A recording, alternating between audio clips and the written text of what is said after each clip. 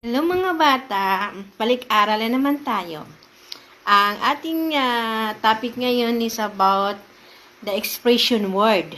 The expression word like kung paano natin siya gamitin.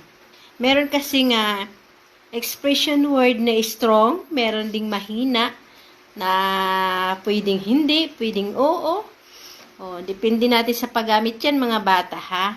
Ang the very strong the functions of a they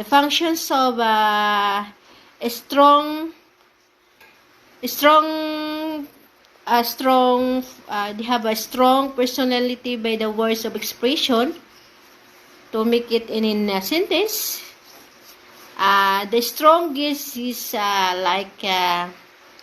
actually, no, definitely, absolutely, moderately, highly,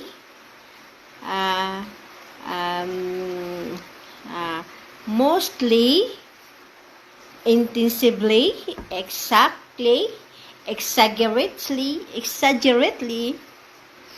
and extremely, intensively, and powerfully, beautifully, lahat ng may ewa